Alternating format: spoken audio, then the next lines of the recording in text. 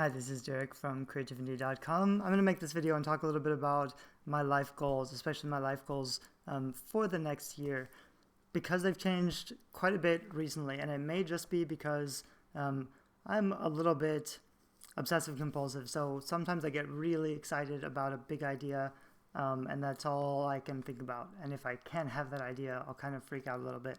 And so, like, my wife knows that about me, so she'll kind of like just wait. I'll be like, "This is an amazing idea. Listen to me talk about this idea for 24 hours," and she'll just kind of ignore me because sometimes, 2 months later, I'll have some different idea and I'll have moved past it. Or I've changed my mind. So she's learned kind of like not to get too excited about my rants. However, this is something I'm excited about, so I'll talk more about it. Basically, in the last, I finished my PhD last year. I've been building my businesses online for maybe 10 years, but they've always kind of been part-time. I've been a student for the last 10 years of my life. And now I'm suddenly, I just turned 37, so now I'm getting closer to being an adult, which I consider 40. And by that time, our lifestyle is great. We travel pretty much full-time. We have a lot of freedom, a lot of flexibility. We don't have to wake up and go to work or anything like that. So that's a lifestyle that I appreciate, because I think I would get bored in one place. On the other hand, especially as we're getting older, it's not the greatest lifestyle to be a full-time digital nomad forever, to be renting forever. We probably could. I don't think there's necessarily a financial advantage to buying a house. In a lot of cases, it doesn't make sense, and I've always never thought it made sense for us, because I don't see us living in one place for a long period of time. But I started thinking about it recently, because my big plan, the last 2 or 3 years, has been to buy a castle in France to use as a writer's retreat, which is basically my big idea, which drives me forward, and it's become kind of a defining feature of my blog and my brand. In the end of 2016, I rented a castle in France, invited about 10, 15 authors to come live with me for a month and write books in the castle, which is about as amazing as it sounds. So we had a great time. We got some excellent pictures. We got featured in CNN. Several of the authors were able to put a quote out on CNN, so now they can say they've been on CNN, which is pretty cool. Pretty cool for everybody involved. We had a great time. I also learned a lot about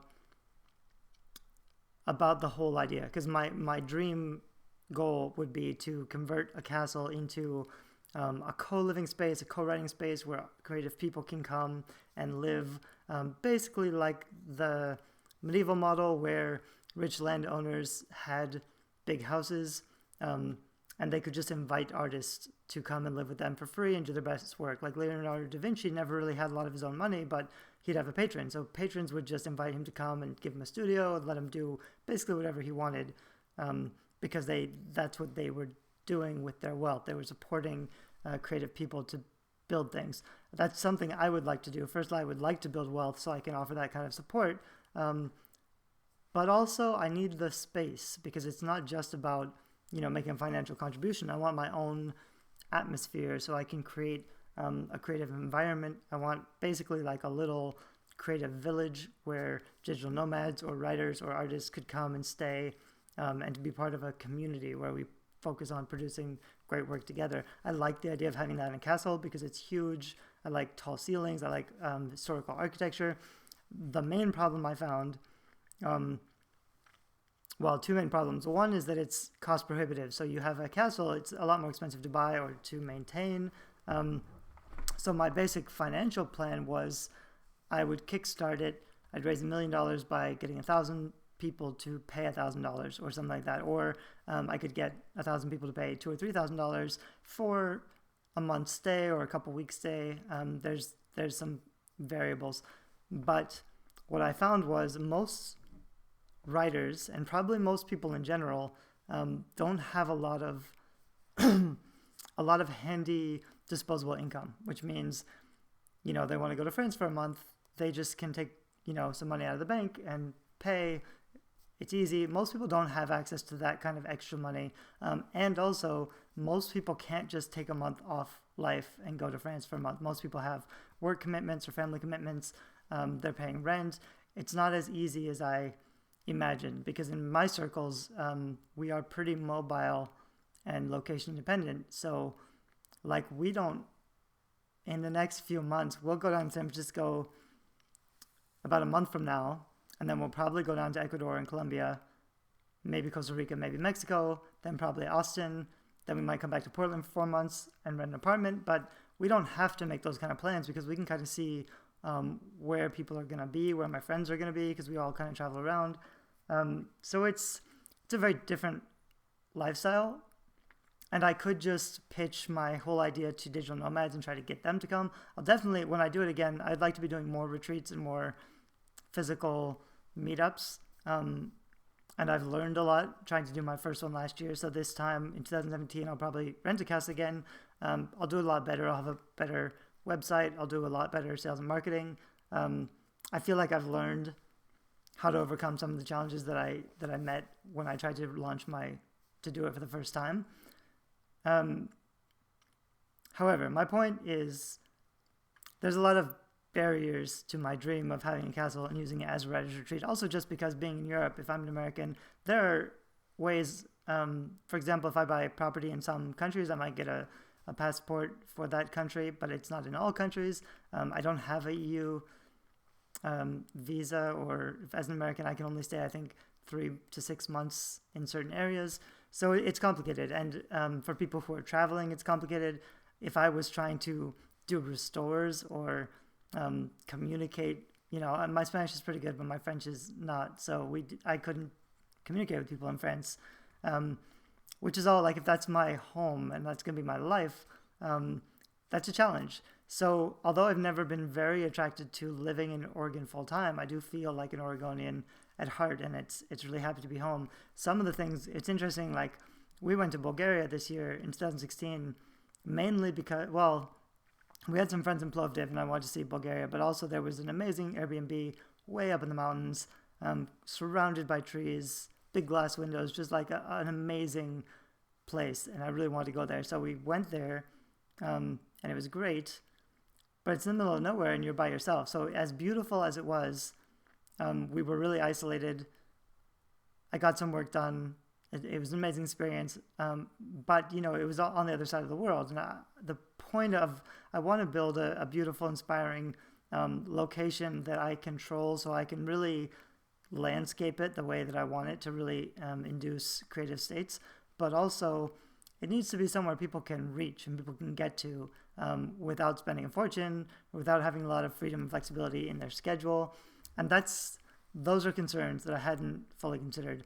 So now what I'd like to do, kind of, is have my own summer camp in Oregon. I also grew up as an Eagle Scout. I spent a lot of summers at camp or working at camp. Probably most of my first 20 years or so was working summers at camp or being a camper. So I really like being outdoors. I really like big trees. That's healing and inspirational for me. But I don't usually we don't like camping. We don't like living in a cabin. We like comfort. And we like to be, downtown and where everything is convenient, where there's easy access. Because even though we don't go out very much, I'm kind of rambling on, but there's reasons why we haven't found, I've never really been looking for a house, because there's no perfect place for us. We want to keep traveling so we can change locations. But my point of this whole video is that I recently, when I was looking at land, because I want to buy land to build my own kind of camp, or buy a kind of camp that has the facilities, like a bunch of cabins where I can run writing retreats. In looking through properties, I found something that I liked, which was surprising to me, but it's a house about an hour north of Portland in Washington, on a lake up on the hill with an amazing view, an amazing deck. It's not that old of a house. It's built in 2007. It looks really fancy and nice. It's pretty big. And the price is reasonable for what it is. It's like $350,000. So it's, as far as house prices go, that's a average price of a house. It's not something I ever considered seriously buying, but this house has 4 acres of property. It's got some lakeside. It's out in the country. It's really close to Mount St. Helens. So if with a little bit of development, I couldn't turn it into a huge space like I'd hoped to, but I could turn it into a very comfortable, inspiring small place for like 10 or 15 guests at a time, to do smaller writing retreats, which is different and maybe not exactly what I want to do. I may also want to like organize huge camps, but we could rent something so 150 or 200 people could come, because I do think there's value in putting a lot of people together and having a really big, exciting event. I think that can be great. But so my point of this video is that my plans have shifted a little bit. I'm thinking a little more locally. If I can do everything right this year, I've already planned to. I'm going to be writing a lot of fiction. I started hiring some ghostwriters and some co-writers to help me to produce more fiction faster. So personally, I hope to write maybe 5 novels this year, but with my team of authors that I'm now working with, we could possibly write 15 or 20 books altogether. I'm shooting for 30 novels, which would be 10 different series of 3 books each. And so far, sometimes I'm making about $1,000 a month per book. So if I have 30 books out, it would be reasonable to make $20,000 or $30,000 a month just with my fiction writing, which is what I'm shooting for. I'm shooting for $10,000 a month at the end of 2017, which would give me a lot of basic income and freedom and flexibility to focus on bigger goals. Part of the other thing I want to talk about was just I feel like I've been playing on a smaller space. I've made enough money that my wife and I can travel, but I've also said that, you know, personal travel is great for experience, but when you've been pretty much everywhere, and we really need to be looking for more impactful opportunities to network or to make relationships with other people, other travelers. We try to do more events these days than just go somewhere new, because there's a certain point where going somewhere new and, you know, experiencing a new culture is fun as a distraction.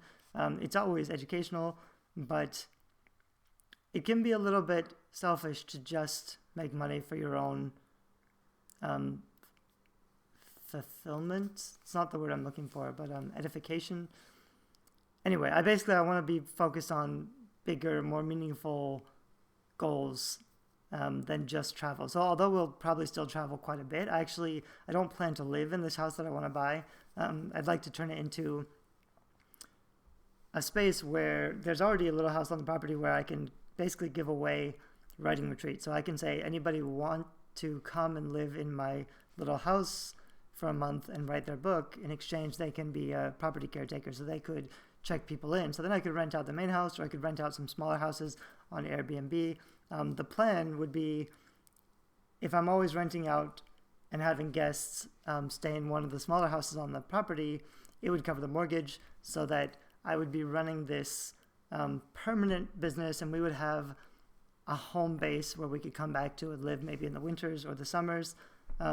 But also a lot of the mortgage would be paid for as a rental property. So it would be more of an investment or a recreational property, and also just a space I can expand, I can build, I can develop over you know, several years or decades, to really turn it into the kind of place that I want.